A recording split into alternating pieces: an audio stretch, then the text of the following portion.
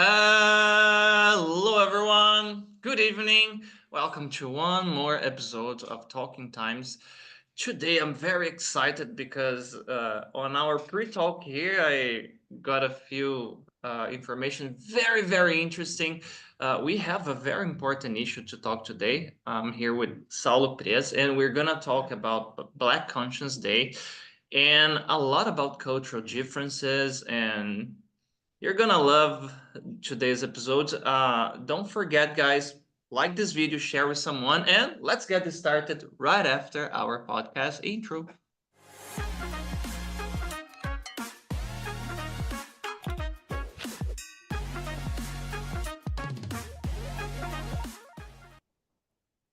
Hello, Saulo. Welcome. Thanks for being here, man. That's my pleasure. Saulo, before we start, can you please tell our listeners a little bit about yourself? Introduce yourself. Okay, yeah, sure. I've My name is Saulo Priez. I'm like many of you watching today. I'm from Brazil originally, but I've been in the United Kingdom for quite a long time. So yes, so I've kind of like have two different realities in a way. The reality from my experience in the past, where when I lived in Brazil, and my reality here in the United Kingdom, where I've been living for nearly 23 years. So yeah, and I'm graduated in journalism. I'm a professional marketer. I've been working in marketing and communications for a number of years, primarily working with digital communications and social. No, that's nice. We have a lot of students that they have the dream of being digital nomads. You know, they want to work like they're from IT. Some work with marketing as well. Some have a common background that I do, that is from in advertisement. And the dream is I would like to go to maybe United States or to Europe, to an English speaking country with my laptop, my knowledge, and work from there. Do you do something similar there, Saulo? No, I've been working for many, many years for a range of organizations, primarily in communications, which was part of the degree I did in Brazil. So I always follow that career path since I graduated in Brazil. But I did a switch a little bit because I felt it to be more possible for me to get into comms from a company perspective rather than through the journalism specialism.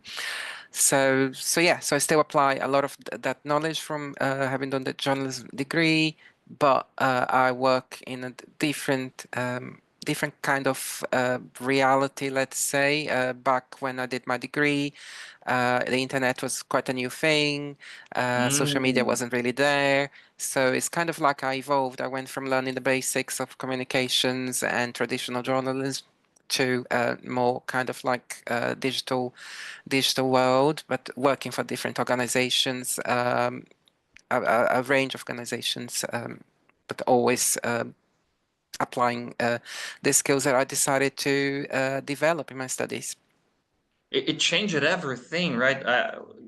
Drawing like a timeline here in my head, according to what you said, so back in 2010, you were already living there, right? Yes, I came to the UK towards the end of 2001, so that's quite a long time. And Okay. most of my work experience has been in the UK. I only worked in Brazil for altogether maybe 2 years.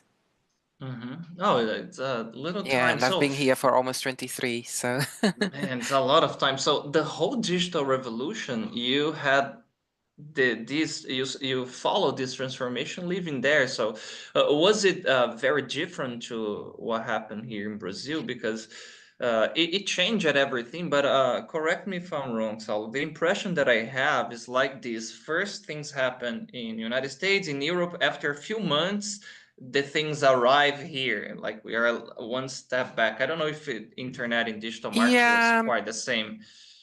A little bit of that, but what I'd say is that even though with the internet, I think it kind of like democratized the Mm-hmm. approach to technology and communications. It's not so much about access to the technology, it's what's been done with the technology. And I recall when I was here at work with my colleagues in the UK, I was using different social media channels. In Brazil, I think you were kind of like following a different pathway, and then I had to adapt and use some of that to engage with my friends and family in Brazil. But little by little, everybody seemed to have congregated and made use of similar social media platforms now. So it's Mm-hmm. kind of like different countries will sometimes go on a different path. They may revert and move to something else, but with technology, we all kind of like use something, then you ditch it and move on. Yeah, I remember 2004 or 5, I guess. I'm from 85, so I don't want to do the math, but around 2021. And Yeah. and the trending thing was MySpace. Kids used to use a lot of MySpace. That it was a Then there was the Orkut thing Yeah, that which people is the one that I started. was introduced to by my friends. I didn't know it existed, but everyone Yeah. was on there.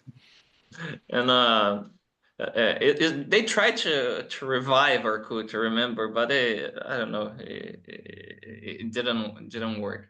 In 2014 or 13, we started to have the smartphones kind of similar the ones we have today, if I'm not wrong. And then Facebook started to be popular here. Kids started to Yeah. use, and Orkut was slowly disappearing. Well, about adaptation, Saulo, and where are you from in Brazil? Which city were you Yeah, born? I'm from the northeast of Brazil. I'm from Aracaju. So Ah, I was nice. born there and lived there until I moved to the UK. So I only had life experience in that city. I hardly knew much of even my state. I'd travel Mm. day trips maybe to the countryside, but otherwise I was quite urban and visit some other places in Brazil, but really as tourist, never lived anywhere else. And then all of a sudden, I left the tropical heat and moved to temperate Damn. climates. It was a big transformation, like a tropical country, uh, I don't know. Can you tell us a little bit about Birmingham? Because as we were talking before, the little things that I knew was because of the show, the Peaky Blinders show. The. Yeah, sure. So Birmingham, which is the city where I live currently, and I've been here for many years. It's not the first place I lived in the UK, but that's for another story. Um, is right at the center of England. It's in an area called the Midlands. It's the second biggest city in the UK. It's quite far from the seaside, so for me it's a bit of a struggle sometimes. But it, outside the city center is a very green city. There are lots of different communities. Each neighborhood has its own cultural identity or kind of like different perks living there.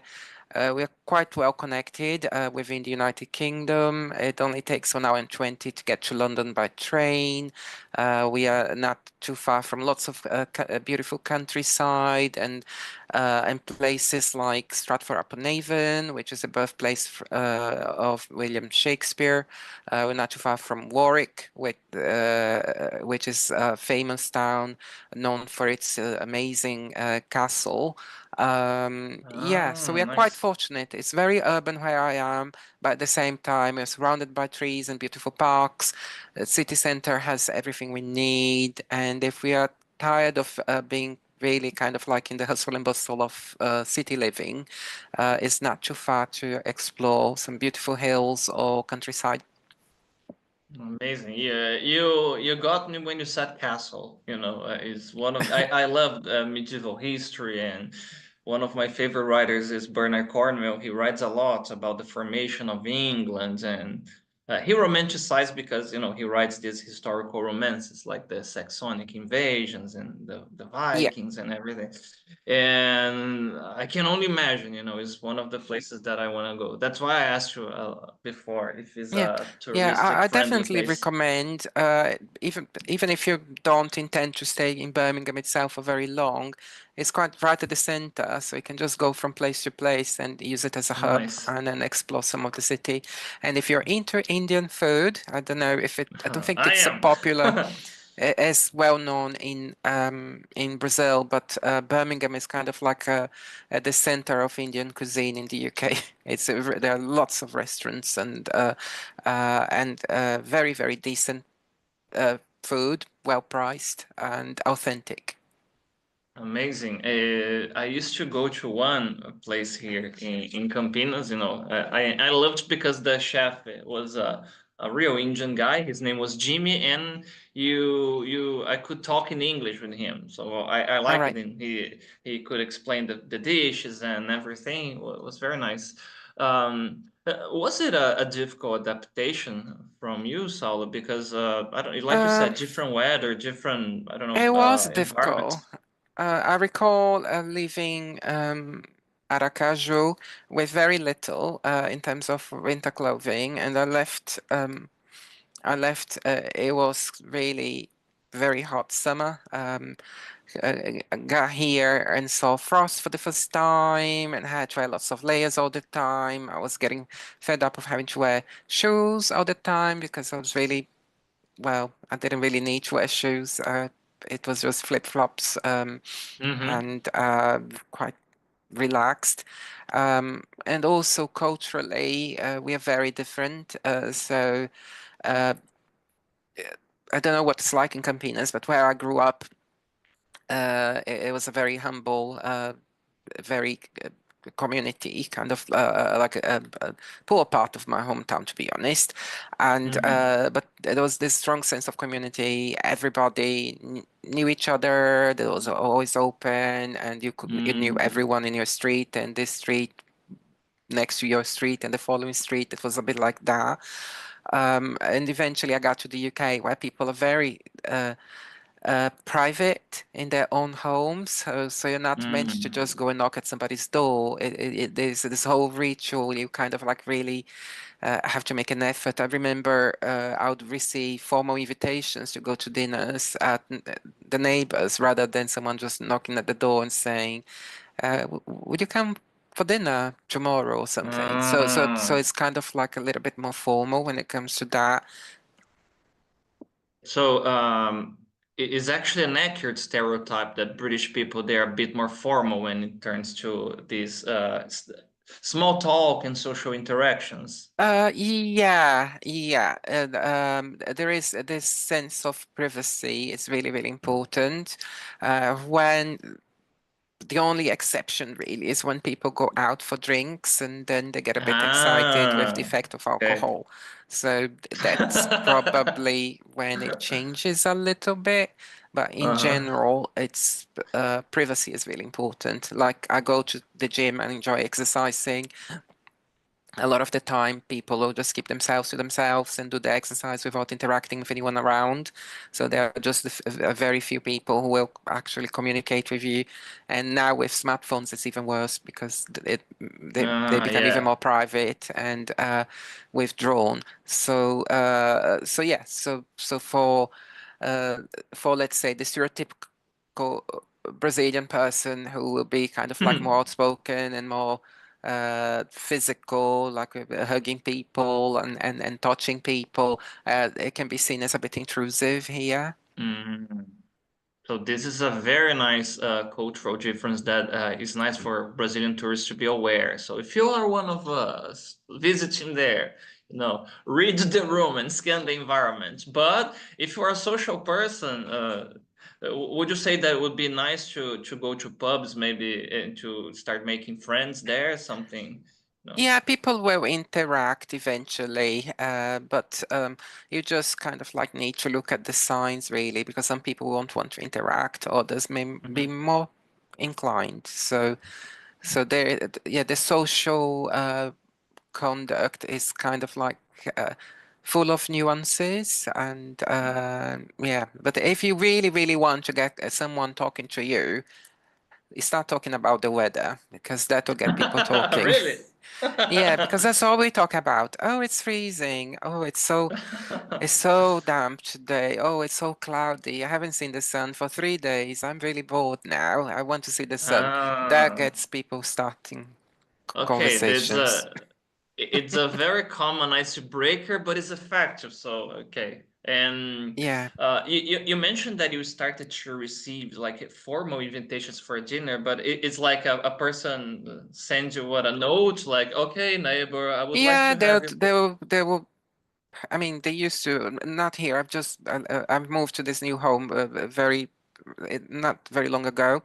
I'm just talking about my early experiences, but yeah, people just put a card through the letterbox, like that. Yeah, that's so different from because here in Brazil, I moved recently, like a month and a few weeks ago, and it's like this. I'm parking my car, and the neighbor is like, "Oh, what's up? Hello, how are you? Blah blah blah. You know, how is Seu Barbosa? You know, my father-in-law that used to work close to the place that I am.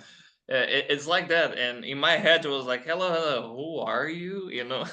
Yeah, it is really different, and depends. But in big cities, if you live in apartments, more kind of like areas where you could be made to feel very lonely because people are very private.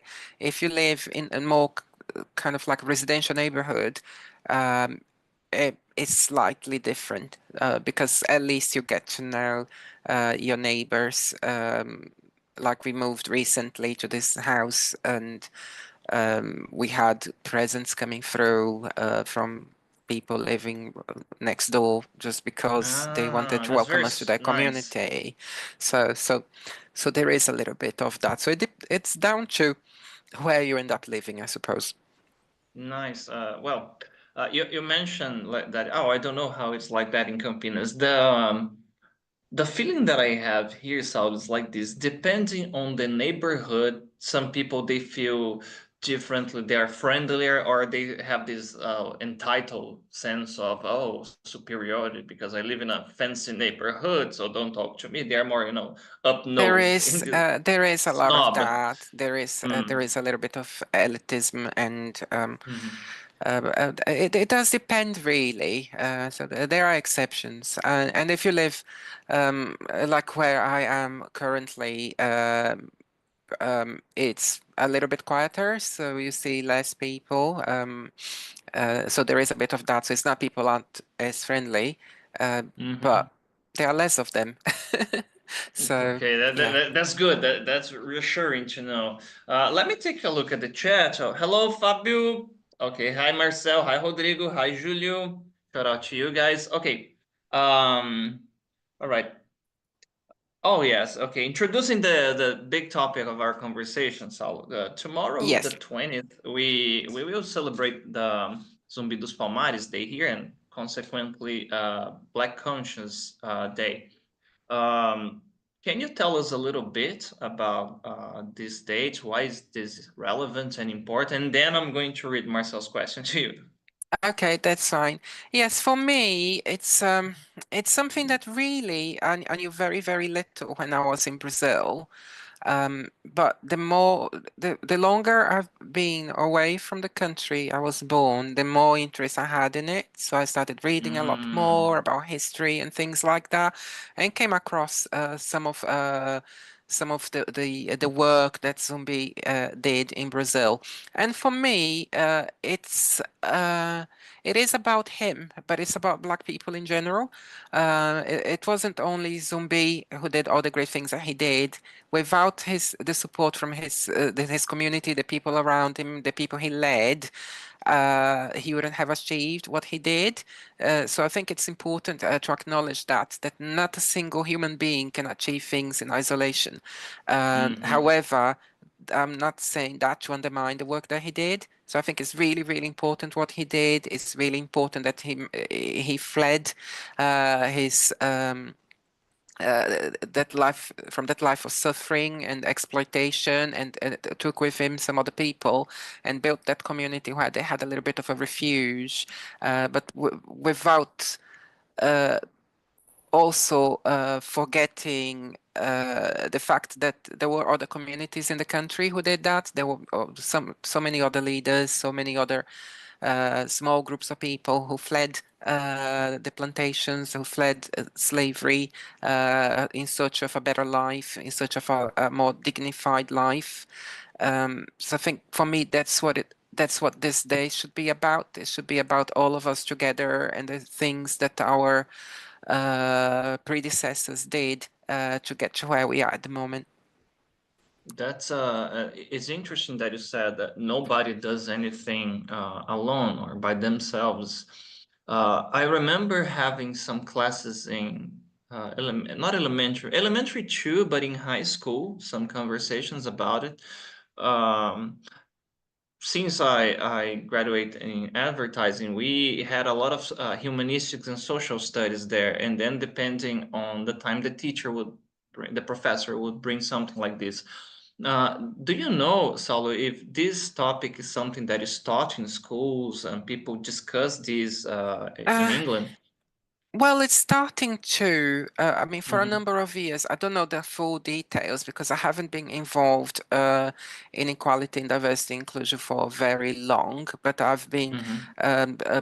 just so you're aware, in the UK, some companies will have what we call employee networks, and the whole thing behind employee networks is to bring people together so that we all have a voice. And the group that I'm involved is very much about ethnicity and culture in my current work. So I've done quite a bit of that, and one of the things that we do celebrate and mark every year, not just where I work, but in the country in general, is what we call Black History Month. So for the whole of Mm-hmm. October every year, organizations, companies, institutions, schools, kind of like start looking a little bit more at Black history to acknowledge all that we've done through history, all our predecessors, rather than just looking at traditional history. So just last month, the theme for Black History Month was Reclaiming Narratives, which is about telling stories from the perspective of the other, because what we see is that history is normally told by the powerful people. Official history tends to kind of like be one-sided and look at things from a single perspective. And it tends to be the perspective of those who are in the power at the time those history books were written.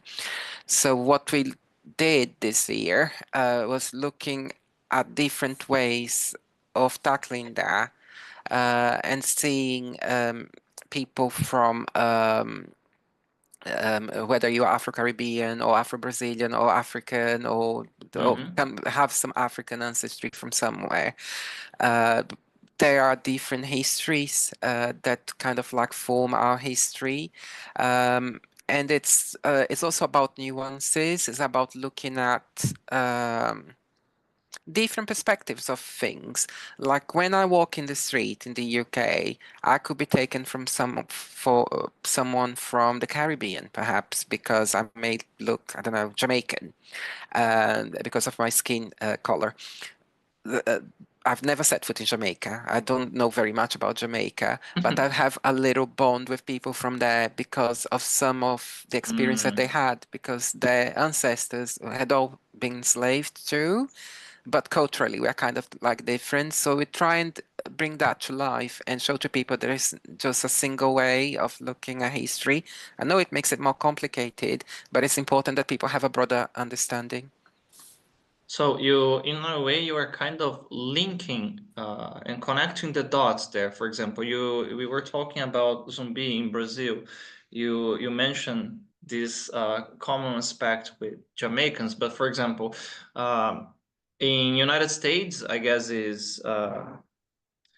they have the Martin Luther King Day that they Yes. also discuss this. So is this something that people also discuss there, Saulo? That like Well, some something more people, universal? yeah, some people do, but I mean, I think what I'd say is that each country does things in a slightly different way. So obviously, for the Americans, Martin Luther King is a very important person, and he is for the Black rights movement, absolutely. But what we try and look at is even different ways of understanding history, and it's not just because sometimes we kind of like look at Black history based on it started with those slave ships taking people across to the Americas, but it didn't. So there was a lot more going on in Africa before. There were lots of kingdoms. They had their own culture, their own music, their own religions, complex societies with that are really, really sophisticated, and but all of that was kind of like frowned upon because of prejudice, and those who made the crossing, the journey, were like seen as commodities, or like seeing like things that were being transported, and then Yeah. somehow some of the history kind of like got lost in translation because we emphasized just one aspect, and that in a way reinforced the concept that anyone from with Africa from descending from Africans is kind of like in a worse position for because of all the things that happen in history. But before that, there was life in Africa where people had their own communities, and it's interesting because I had the privilege to visit Africa a number of times, and Nice. it's very different because anyone in Africa, uh, their societies are predominantly African anyway, and their cultures are so different. So all those complexes, all those issues that people like me would have in Brazil, or if you come from society that enslaved people, in Africa itself is not so much of a problem. So although I know that eventually they ended up being colonized by European powers as well, and so as a result, uh, but their paths through history are completely different. It's a very beautiful work that you are doing. So in a way, through journalism, you are trying to give voice to people that in the past they were voiceless, like you said, seen as commodities, as uh, objects, and but they had a story, they had a background, and so now in 2024, um, is it difficult, Saulo, to get this? I don't know, where do you have to go to have access of files and documents and to hear those voices? Well, it's about reading, really. So we are fortunate in the UK that books aren't as expensive as in Brazil. I do know that because when I go to see my family, I go to the bookshops and I'm like, oh my goodness, this is really expensive here. I buy books for much less in England. Um, but yeah, I think it starts with that. So if books are way too expensive, then I probably go for sources, online resources. There is an example I can give you for anyone interested in the period in history where there was slavery. There is a website, I think it's called Slave Voyages, and on there is like a database where you have all the slave ships, where they cross from and to, who they belong to, uh, uh, and but the challenge for me, because it's really poignant, is that when you look at the Africans who were transported, they are not named; they are just numbered. So you know the Oh numbers. man. So you know that the owner of the ship, you know who those people were being bought for, um, but they are invisible. They are anonymous. So that's already a sign in a way that it shows that the history that we were taught was kind of like censored because a lot of it was ignored from the very beginning, from when I mean, from when the merchants were crossing the Atlantic with their horrific cargo. No, it's very sad because like you said, if you start to dig into that, it is very easy to start going on the verge of paranoia, you know, because you imagine Yeah, how can I believe something that I read in a book, and sometimes a textbook, because I don't yeah, remember who was the yeah. one who wrote the history is written by the victor. So if I want to dehumanize a group of people, like you said, I can simply ignore them. Don't give them a voice. Don't treat them like numbers. And time goes by, people will not acknowledge everything that happens to them and Yeah, their yeah, history. and it's about looking at what happened before. So, because we start from when this slave trade began, but there was a history before, and there is information Mm-hmm. about that somewhere. So it's kind of like trying to get to the bottom of what were those cultures like in Africa? Who were those people? From these tribes? What were those tribes like? Is there any documentation? Are there any books about those specific groups of people? So you start by that. I mean, unfortunately, you never find out who those people on those ships were because they were just numbers, and you don't even know which tribes they belong to because, again, everything was anonymized. And once they arrived in the Americas, their names were changed and everything. But it's kind of like looking at what's available within the limitations. Damn, it's like a detective work in a way. So to make people aware of this, and now I will link to the question that Marcel asked here, Saulo. You see, Yeah. I haven't forgotten about you, Marcel. He asked you here, how should Black conscience be properly understood? So, like you said, it's not only about one person, one celebration, and it's bigger than that, right? So, how should It is it be bigger than properly that. celebrated? It's very complex. And I think it starts with having conversations, having discussions, having that element of curiosity. A little bit of reading goes a long way. Watching documentaries.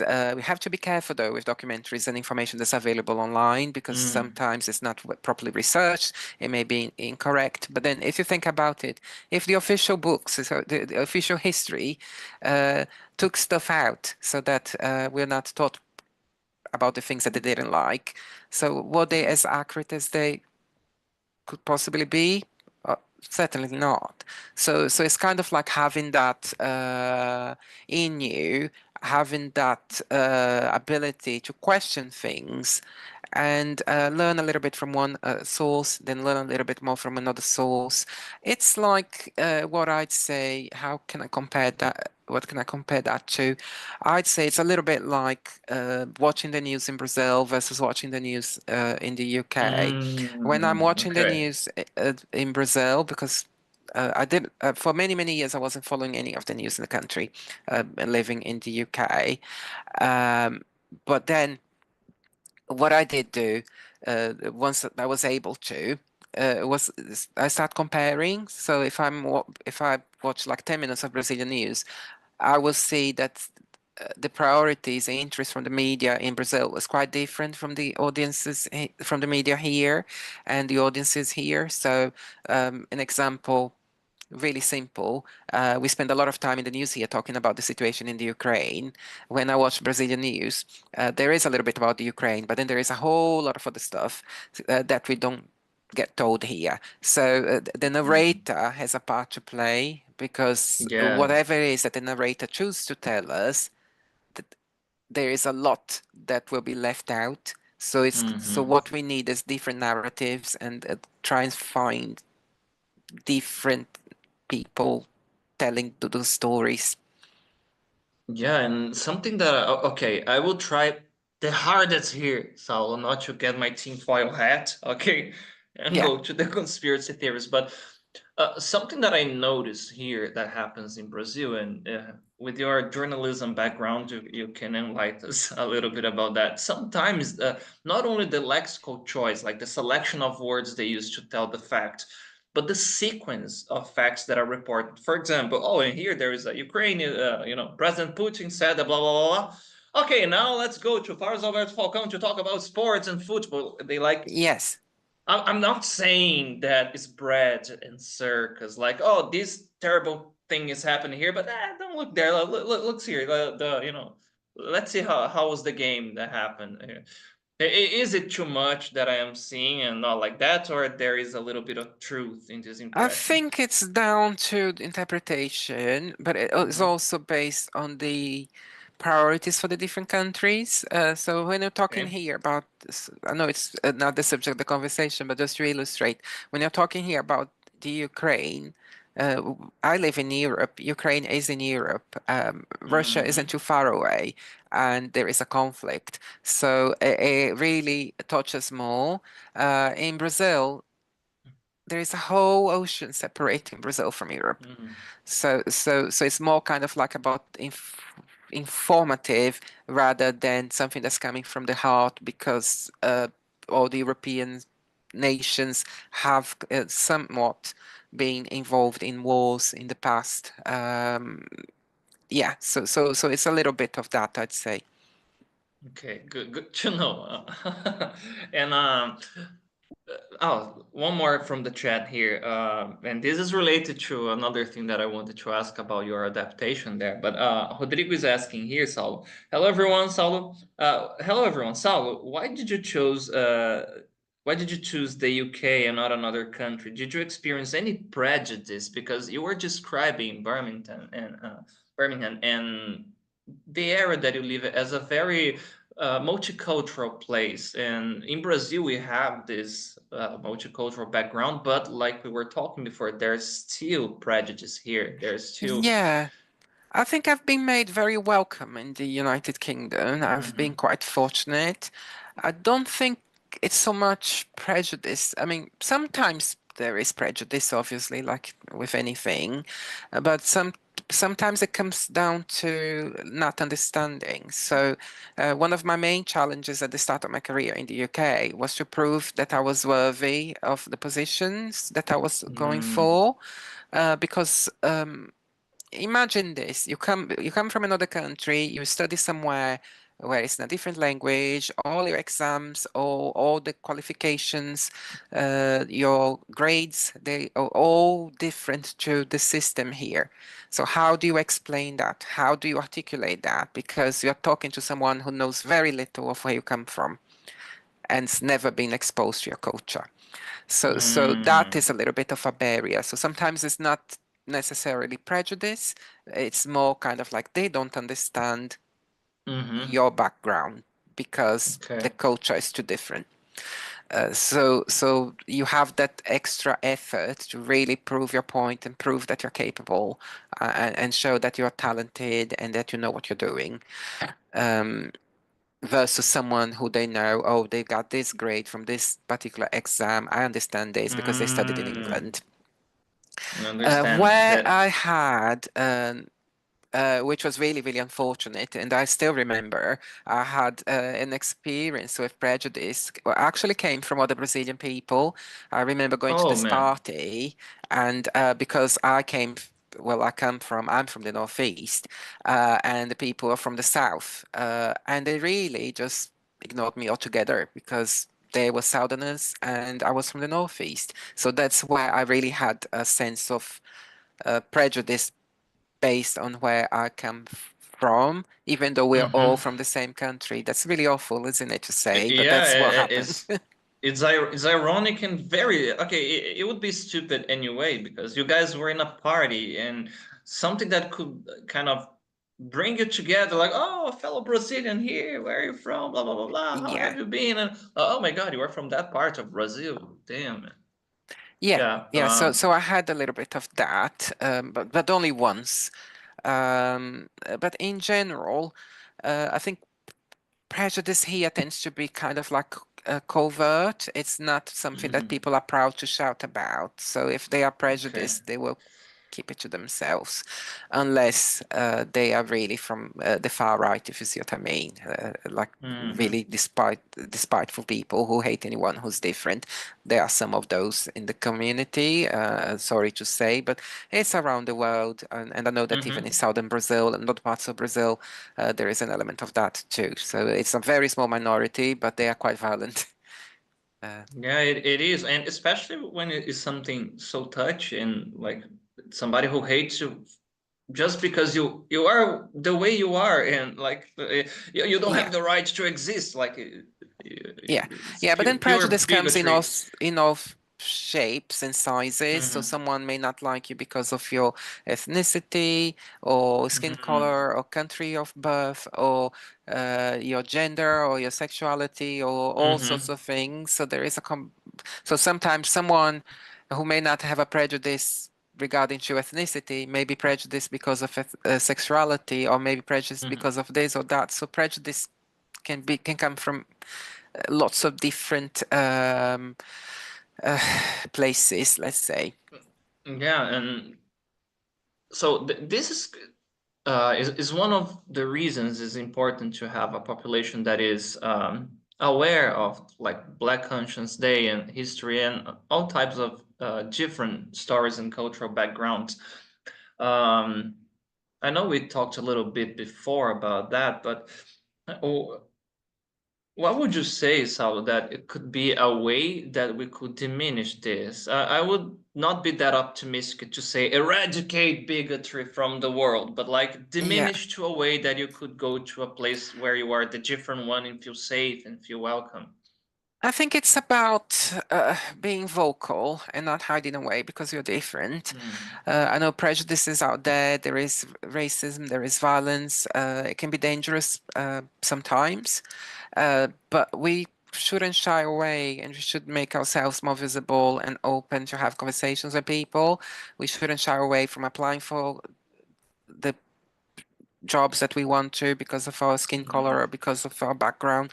We should really see ourselves as individuals, forget your ethnicity or when it comes to finding excuses not to go for things. I think you should still Mm. aim for those. And with time, it'll be more. The more people see people like us in positions of power, people of us on television, on films, the more Mm-hmm. respect we'll get from people. It's about that, about having that presence. Like for many years in Brazil, if you switched on the television, you felt like you were in Europe because you wouldn't see a black person unless it was someone acting foolishly, Mm-hmm. like Musum from Mm-hmm. the comedian, or it would be somebody's maid or an enslaved person. So it's always kind of like those positions of subservience and being almost like the media was validating the inequalities because it's Mm-hmm. absolutely normal that you have this blonde family living in this amazing house in this posh neighborhood when there are these people who are kind of like working behind the scenes who hardly speak at all because they're not given opportunities. So I think we need to challenge that narrative and show that we are here like anybody else, and we should be given opportunities that we deserve regardless of any issues that were there before. Yeah, and I guess according to the latest census, it's more than I have the number here actually. It's 56% of the Brazilians are Black people. So uh, this kind of a lack of diversity and Black people occupying these positions of power. Do you think part is like the way the things were like? Okay, it's, like you said, it's normal to have this standard here on the positions of power, so people don't have the interest or opening spaces for diversity, something like this. Yeah, I think in Brazilian society, I don't want to generalize because I haven't anyway been in Brazil for very long. I only go for like 2 weeks each time, every 2 years, as a tourist. But what I'd say is that Brazil's society permeates the issues by kind of like keeping things the way they are. Like it's Mm-hmm. absolutely normal for most families to have a black person working as a maid, being paid very little. Sometimes it's not even the minimum wage, and kind of is all arranged like through the back door, let's say, in this sort of informal negotiations, and it's always that person who's kind of like looking after the kids because the parents are busy doing something else. So there is a lot of that in Brazil. Like in Europe, you don't get that. I mean, I clean the house myself, and I have a full-time job, and I'm busy, but I wouldn't consider having someone doing that because for me, it's almost like I'd be repeating the errors of the past. So I think things like that tell a great deal about where things started, because I do recall reading, I can't remember which book it was, but reading the views from Europeans when they visit Brazil during this the period of enslavement, and they were kind of shocked because they saw like those who were descendants from Europeans doing very little work, and then you had the enslaved Africans and their descendants doing all the hard work but being paid nothing and being really maltreated. So it was it's kind of like things like that we really need to challenge and give people more opportunities, I'd say, and being open to talking to people who are different from you. I think it's really important. So because in lots of cases, especially the farther south you go in Brazil, the less diverse it becomes. And then if you don't have access to people who don't look like you, you may start having a false understanding of who they are, and they may even see them as a threat, and that's one of the reasons for Yeah. racism, for bigotry. Definitely, yeah. One simple way that we can reduce tribalism is that you make a common element that can be universal. I don't know if that's even a word, but you can transform in something universalizable. You know, you can make it universal. Like Yeah. I'm not gonna use something that will exclude you, but can be anything else. And we have art, we have music, we have food, we have amazing ways that we can integrate cultures, and it's a win-win for everybody. Like you mentioned, Indian food, you know, Yeah, that's the the thing. And I think it's really, really important. But it starts with every one of us. So we need to take an interest in things. So if you live in a neighborhood or part of the country where it's perhaps less diverse, or if you live in a more affluent area where obviously there'll be less black people there because it's more affluent, and inequality started with enslavement, and to this day we're still trying to make things better. But you can start by opening up. But you could read a book, you could read a blog, you can go online and do a little bit of research. You could. There are lots of things that you could do. Like I've got examples here. Don't know if you'll be able to nice. see, but there is a book that I recommend if you can find it in Brazil or through Kindle or something. So it's about Simon Sharma, and Simon that's Shaman. rough crossings. So that's to do with well, you know, the slave trade, really. Then I have this other one here. This one is interesting because it's to do with black people who served during the the war, the two world wars, because the stories that we are told are very much like it was white people fighting white people, but it's not true. There were black people, there were Indians who fought to protect Great Britain. So there are lots of different things that you can access and really learn from. I don't know everything myself, but I'm a curious person, so I read a little bit of this, a little bit of that. I speak with people, and then you start getting a better understanding of the issue. So it's kind of like we need to exercise our brains to see things in a different light.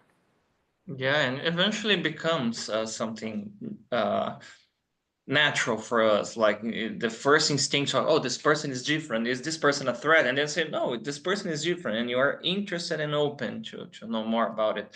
Oh my God, Sal, there's a lot in the chat here. Let me take a look. Okay. All right. Okay. Julio is asking here, how do you see the differences between the minority rights in Brazil and in the UK? I think in terms of rights, we are kind of like in the similar place. The rights are there, but I think the rights in the United Kingdom are more, how can I best describe this? I find it that in the United Kingdom, we have more of a voice. In Brazil, unfortunately, access to certain things are made harder. There are lots of obstacles. I can give you a very simple example. I could write to my member of parliament if I had an issue that was of interest to me, and I'd be expecting, as a British citizen, to receive a response from that member of parliament. And I'm talking here about someone who's right part of government. And as an individual, as a citizen of the United Kingdom, I could go and I would expect that. And I've done that before. In Brazil, try and get hold of a politician. Oh, they're like rock stars here. So or they act yeah. like. So those things are really difficult, and then there is the issue of access to education, access to technology. It's not as simple as that. I mean, some people, I mean, they don't have the basics that you need, like sewage,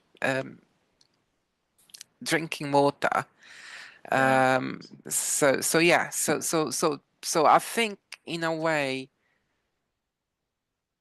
in terms of rights we have, I don't think there is much of a difference, but I can access my rights more easily here. Perfectly, I understand. Oh, Eduardo Lins, he's saying that you rocked Saulo, and he said it's an amazing podcast for All people right, who are thank you. learning English. Nice. Okay, Fabio's asking here, if you are aware of his work, how important do you think Kendrick Lamar's work is for the Black Pride consciousness? Do you know him, Kendrick Lamar's? No, the name doesn't ring the bell, but what I'd say is there are lots of different people who are really, really important in terms of the Black rights movement. And as the name says, it's a movement, so it's about all of us together doing something. And we'll never challenge or change society by acting in isolation. Look at what Gandhi did in India when they were kind of like looking at movements to gain independence from Great Britain. He was the figurehead, but other people supported. Other people were there with him. The same with the likes of Martin Luther King, Zumbi. So it's about the plural. It's not about the singularity of each one of us. And we will all have a part to play. We are all different. But try to change the world alone. We will fail. Yeah, definitely. Okay, Victor has a very interesting, Victor Lacerda here has a very interesting question. Hi, Saulo. I would like to know about the paintings in your office. Just a curiosity. Yeah, you have some interesting paintings on the background there. Oh, I see. Yeah, those aren't paintings. I've got lots of things, but these here are from Brazil itself. So I've got the river São Francisco there, Salvador there, Salvador again. I tend to have things from everywhere. So you can't see on this side here. I've got a berimbau. I've got one of those hats that people wear in the northeast, in the arid lands. Just in front of me, I've got some other things. Yeah. Wherever I go, I try and have something and buy something, whether it's in Brazil or anywhere in Europe or beyond. Nice. I loved I guess it's like a wooden duck there on your left. Yeah, Yeah. that one was just I can't remember how I got there. Yeah, and my last purchase, I was in Madrid and I found this a replica of an old map from the northeastern coast of Brazil, not just the northeast, but the whole coast of Brazil, as viewed by the first Europeans to set foot there. So of course I had to buy it. Nice. So I'm waiting now because I'm waiting. It's there is these people who do picture frames. So we've ordered the right picture frame, and then we have that. Because again, it takes me back to Brazil, but kind of like looking at it from the viewpoint of some of the first Europeans who kind of like went there and started naming things or changing the names because things had names before. Exactly. Yeah. Yeah. Do you ever feel homesick about Brazil, Saulo?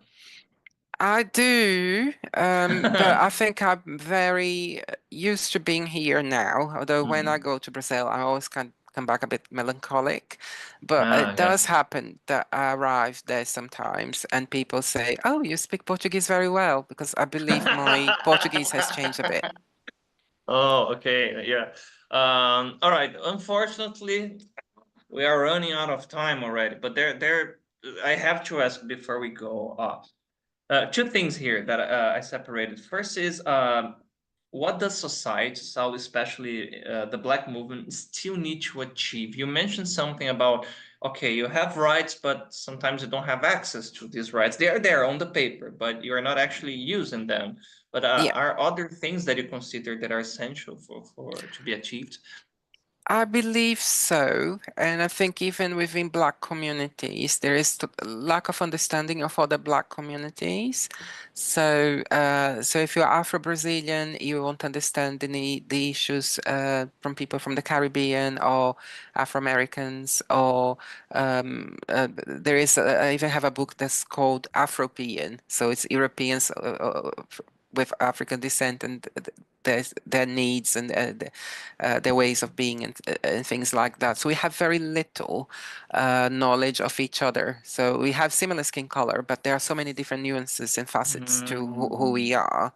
That I think we kind of like need to learn more about, and we need to be more proud of that and get that curiosity. We read a lot about history in general, but we don't read enough about this history or societies that are in Africa or have come from Africa.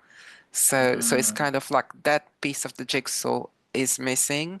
And until we all kind of like understand more about ourselves in its many different ways, we won't value being African the way that Yeah, and we should. I will link this to a very nice question from Nubia. She is asking if you are part of any Black community in your country or class community or organization.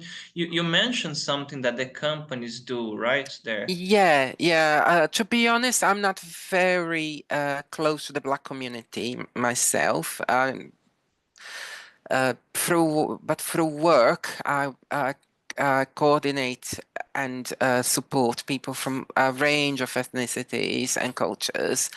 We get together, we talk about our different cultures, we celebrate our uniqueness, we support each other, and we learn from each other. So yeah, so that's amazing. So there'll be people from all parts of the world and getting together and starting to understand each other, respect each other.